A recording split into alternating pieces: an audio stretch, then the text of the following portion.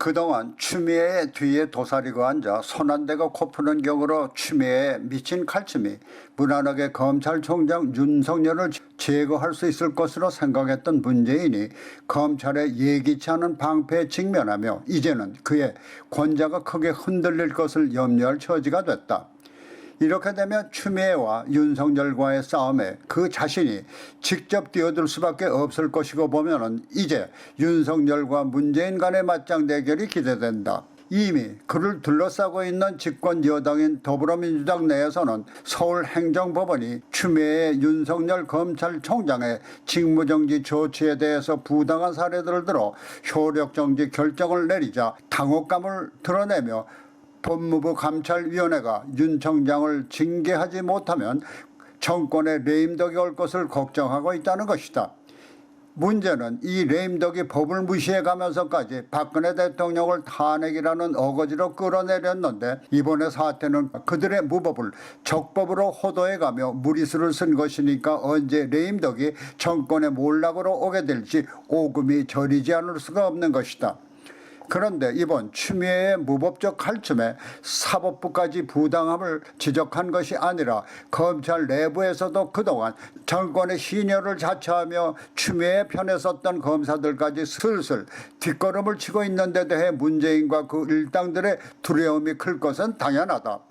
이번 사태를 둘러싸고 우선 추미애 측의 조남관 대검차장 검사를 검찰총장 대행으로 임명했지만은 윤석열 총장을 제거하려는 추미애의 지나친 월권에 항의하는가 하면 오히려 법무부 감찰위원회의 부당성을 감찰하라는 지시를 내렸다는 것이다.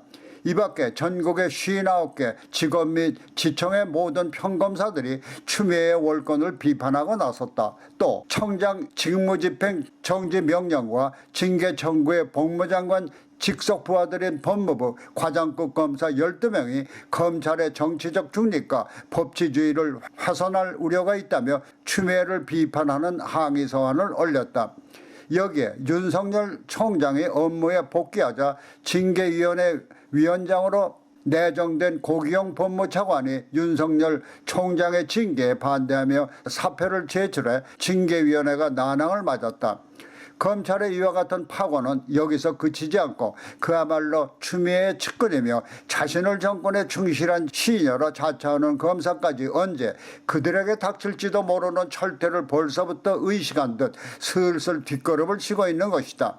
추미애 둘도 없는 측근으로 윤석열 검찰총장 처가에 의혹을 이끌어왔던 이성윤 서울중앙지검장이 추미애에게 힘을 실어주기 위해서라도 처가에 대한 수사에 속도를 내야 할 중차대한 시기에 휴가를 반납해도 모자랄 텐데 연간을 내고 출근을 하지 않는다니 벌써부터 뒷날에 후환을 피해보려는 속셈을 보이는 것 같다.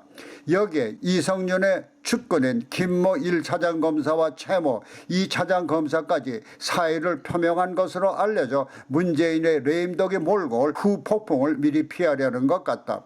이처럼 검찰 내에서도 추미애에 미친 칼춤이 가져올 후폭풍이 정권의 안위를 굳게 다지는 것이 아니라 허무는 단계라는 사실을 알아차렸다면 집권당의 레임덕 걱정이 현실로 올 수도 있다는 사실도 알아차릴 만하다. 그러나 아직도 집권의 미련을 갖고 있는 집권당에서는 최후 발악적으로 윤석열의 제거를 울부짖고 있는데 그것은 윤석열 검찰총장의 건재가 바로 그들의 몰락과 직결돼 있다는 공포감일 것은 당연하다. 서울행정법원의 판결로 막바로 대검찰청 직무실로 복귀한 윤석열 총장은 대검 간부들로부터 밀린 업무 보고를 받는 가운데 청와대가 관련된 것으로 알려진 울산시장 선거 관여 의혹을 비롯해서 원자력 발전소 월성 1호기의 조기 폐쇄 의혹 등 지금의 정권과 관련된 민감한 사안들에 대해서 보고받을 것으로 알려졌다.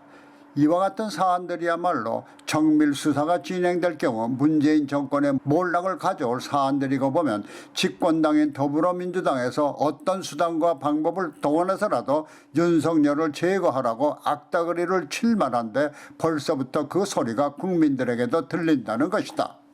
이제 그들의 악다구리는 청와대까지 들어갈 것은 당연하며 그것이 자신의 권좌에도 영향을 미칠 것이 당연한 차제에 지금 권좌에 앉아있는 문재인이 과연 윤석열과 어떤 한판 승부를 벌이게 될지 지금부터 관심이 모아지고 있다.